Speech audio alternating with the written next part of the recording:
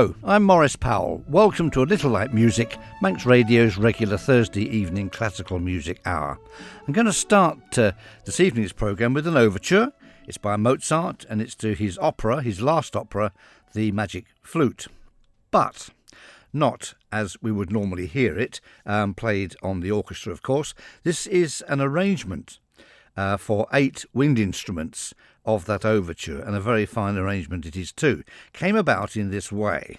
In the early 1780s, around 1782, the Emperor in Vienna, Joseph II, who was a great patron of Mozart, decided to form his own imperial harmonie, a harmonie being a small wind ensemble, in this case 8 players. Their main job, because they were attached to the court in Vienna and paid for out of the court exchequer, was to provide music for entertainment at the grand balls, dinners, sort of in the gardens of the great palaces, wherever they were required. And they usually played arrangements for wind of the best tunes from the most popular operas and ballets. So on the light side, the 8 players were simply the finest wind players in Vienna, which meant that they were amongst the finest wind players in Europe. Mozart knew them well. There was the oboists Trebensee and Heidenreich, and of course the Stadler brothers, the clarinet players, and it was for one of those brothers that Mozart later wrote his clarinet quintet and clarinet concerto. Mozart did write more serious wind pieces for this imperial wind group, but it's doubtful if they were ever taken into the repertoire. I say because Mozart's music was quite sophisticated, and these pieces that he wrote, 2 or 3 serenades, are quite challenging. Although he did write music specifically for them, it's unlikely any of his music was played, which is rather strange. Now, both the oboists, Heidenreich and Trebensee, earned money on the side by arranging operas and ballets for wind. And the arrangement of the Magic Flute Overture we're about to hear was done by Joseph Heidenreich, a very fine oboist, as I say, a member of this Imperial Wind Ensemble and a member of the orchestra, the Imperial Orchestra at the Burg Theater. So these players that were selected were amongst the highest paid musicians in Vienna. So here's a taste of the kind of repertoire that they used to play. Here's the overture then to Mozart's The Magic Flute.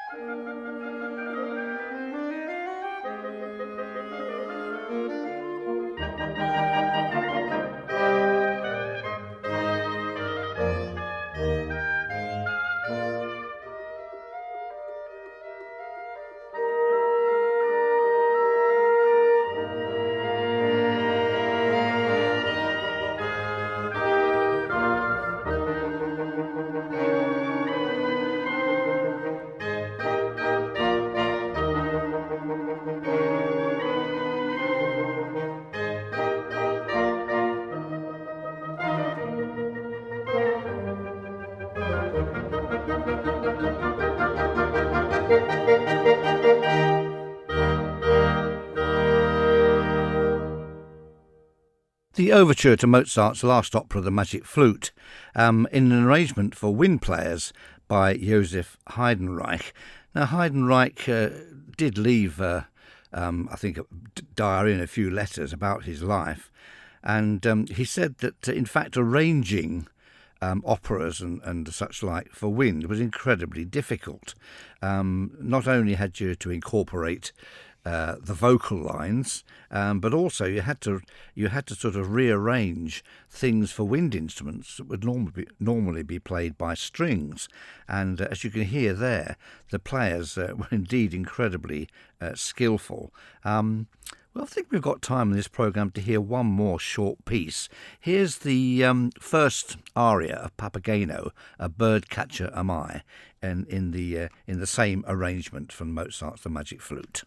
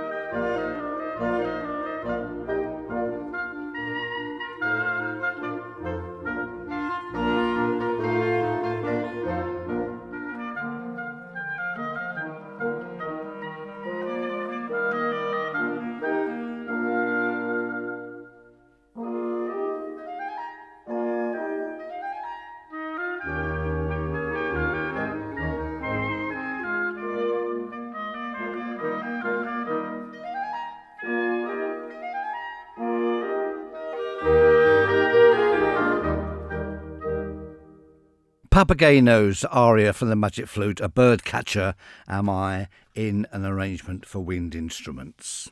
Now, a vocal artist whom I admire greatly has never appeared in any of these programmes in more than 5 years. I'm ashamed to say it's Leslie Garrett.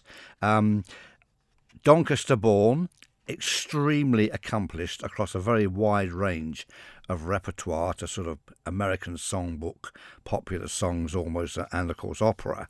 She did come to the island, possibly more than once, but I remember one occasion, and it must be 15 years ago or so, and I had the privilege of playing in the orchestra for her concert here at the Villa Marina. Now, Leslie Garrett I always thought of as an opera singer, but she kind of branched out and in the 1990s made a number of best-selling compilations of opera arias and much else as well. I remember one called Diva, and then Prima Donna and Simple Gifts.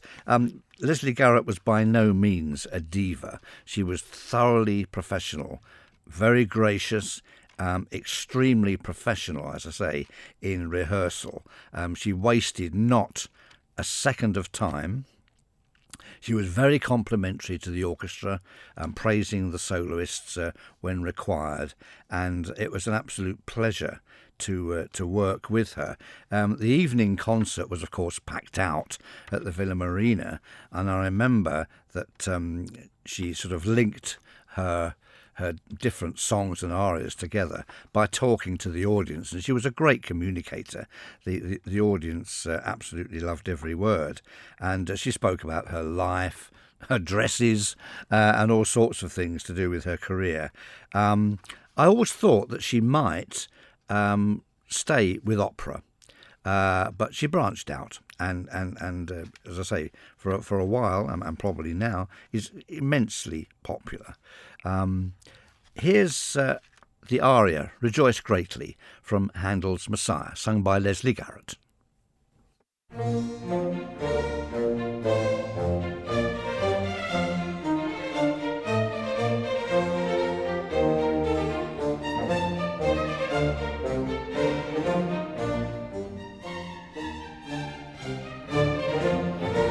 Rejoice, rejoice, rejoice greatly. Rejoice, O daughter of Zion.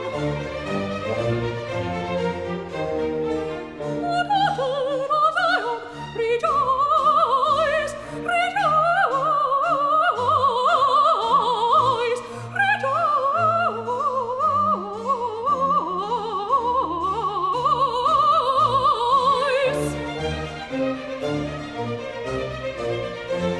O daughter of Zion, rejoice greatly. Shout, O daughter of Jerusalem. Behold, thy King cometh unto thee. Behold, thy King cometh unto thee, cometh unto thee.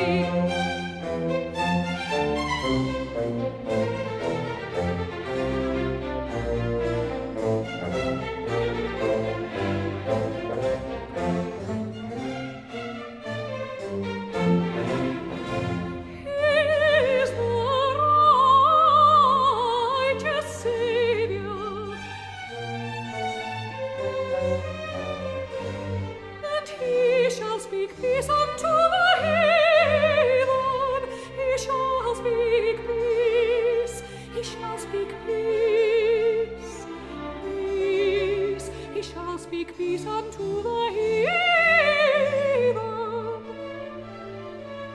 Is the righteous Saviour, and he shall speak peace. He shall speak peace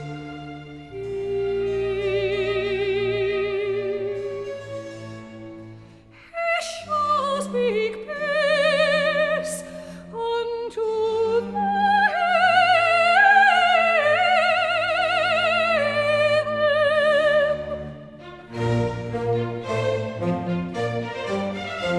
Rejoice, rejoice, rejoice greatly.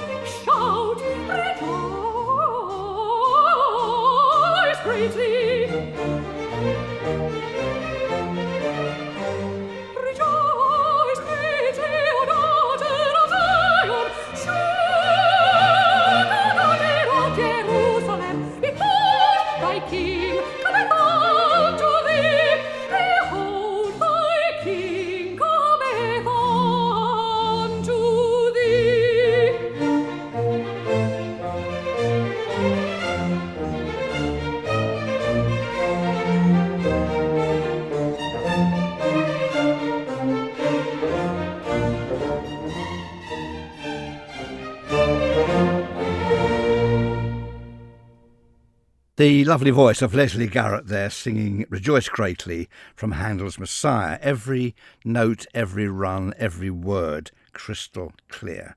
Remarkable. We should be hearing more from Leslie Garrett later on in the programme. And now for a bit of a lollipop. This is William Walton, the popular song from his Facade, which he wrote at the age of 21 when he was considered something of an enfant terrible of British music, a bit of an upstart, in other words. Nevertheless, he became a stalwart, really, an essential composer in the story of British music into the 1950s. Belshazzar's Feast, of course, a number of concertos, symphonies and other things as well. Facade is a bit an odd piece, really. It's an entertainment based on the abstract poems of Edith Sitwell. It's not heard very often today. I'm not sure how well it will go down. I always thought the words, although certainly offbeat, were very funny. I remember the line, Daisy and Lily, lazy and silly, and so on and so forth. But, of course, there was a suite of just instrumental pieces which Walton drew from the complete Facade. Facade will probably take, 45 minutes or so in complete performance. But I have seen the suite used as a ballet once at Sadler's Wells, which was very funny. And you do occasionally hear odd pieces, such as the popular song.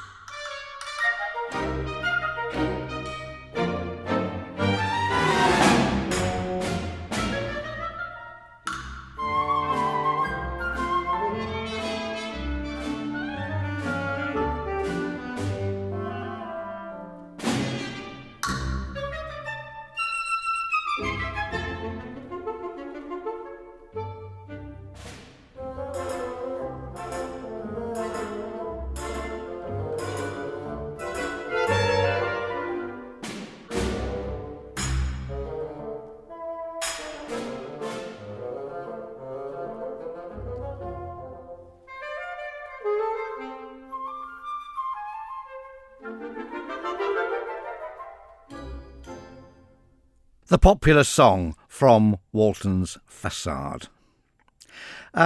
And now I think we need shaking out of our lethargy. Are we all getting a little bit too comfortable here? What we need is a stirring march. And of course, when it comes to stirring marches, we need look no further than Eric Coates. This is one which I don't think I've played before. Well, it would take a while to get through them all. He did write rather a lot. But I seem to have missed this one out. This is the 8th Army March, written for the veterans of the 8th Army. Eric Coates, 8th Army March.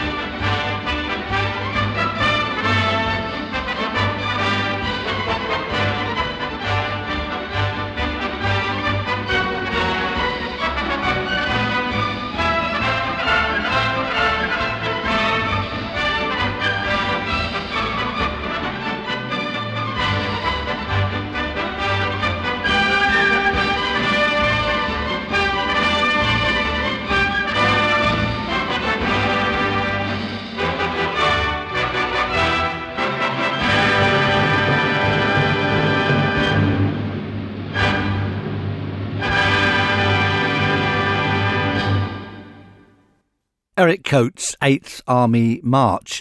Coates' marches are actually rather too quick to actually march to, particularly that one. I can't imagine the troops marching to that across the North African desert. Hot and sweaty wouldn't even come close, would it? But a very fine march, as all Coates' marches are. And now we've reached a kind of a concerto spot in the programme, and I'm going to play two movements from a concerto that I'm pretty certain I've not played before. But before I do that, if you've just tuned in, you're listening to A Little Light Music with me, Maurice Powell, and you're very, very welcome indeed. What have you missed? Mozart, Handel, Walton, and a bit of Eric Coates there, but there's plenty more to come. So, the concerto in question is by Arthur Sullivan. Yes, he of Gilbert and Sullivan, but written long before he ever met Gilbert or wrote a single note of the Mikado or any other operetta.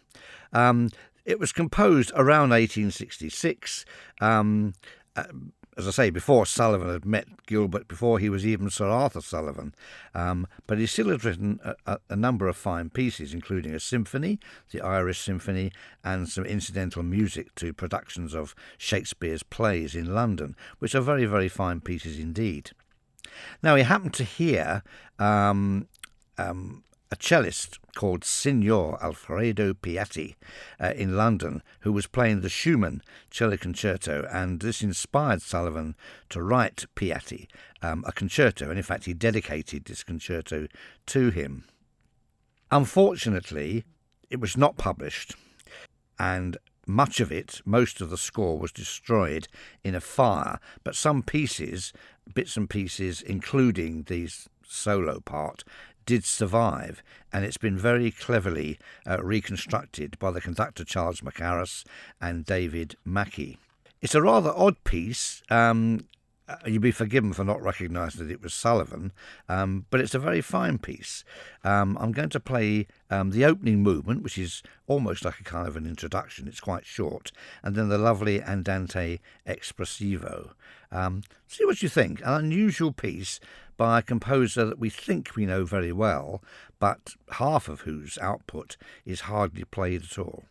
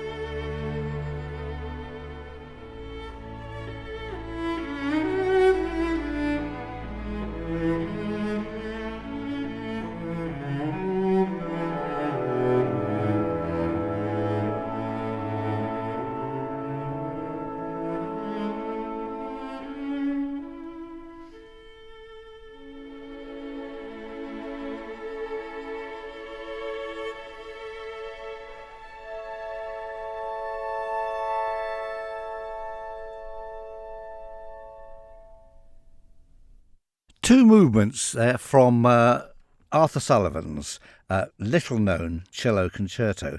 I think it's a rather lovely piece. I mean, it could exist as a standalone piece if some budding cellists would take it up. I can't see the whole work coming back into the repertoire. It's, as I say, it's rather oddly balanced. It has a short introductory movement, but I suspect that much of the first movement, the score, was, as I say, lost in a fire and obviously couldn't be reconstructed. Nevertheless, another view at a composer who we think we know well, but we don't at all.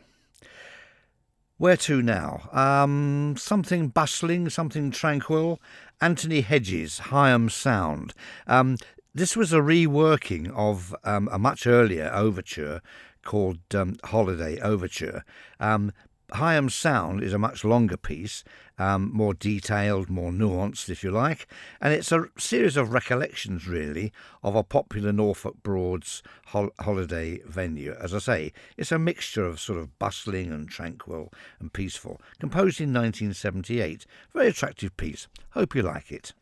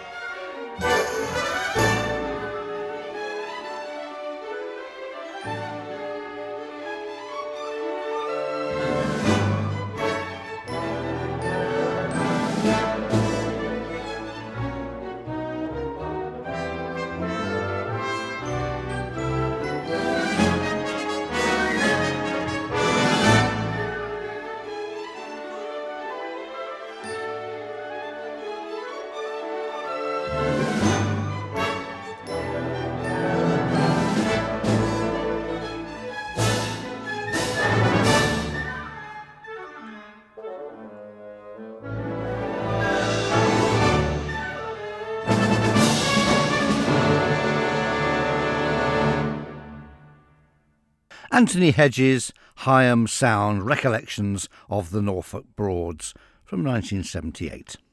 And now we've got to hear from Leslie Garrett again, as I promised. This is Simple Gifts, a traditional Shaker song, better known perhaps to us as The Lord of the Dance.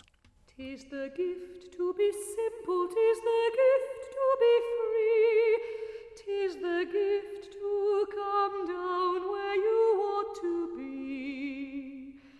And when we find ourselves in the place just right, 'twill be in the valley of love and delight.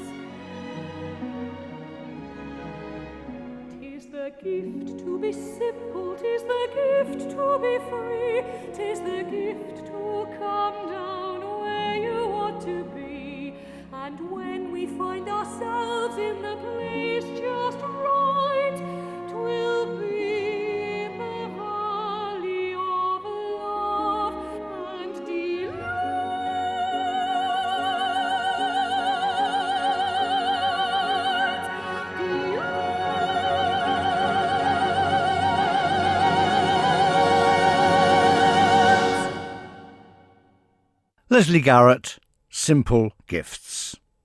We're nearly reached the end of the programme, but we've just got time, I think, for some Benjamin Britten.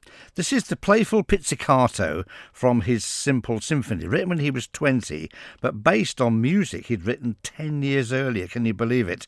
A delightful little piece, this. It's been used for adverts and all sorts of things. Very witty, very whimsical. Playful pizzicato.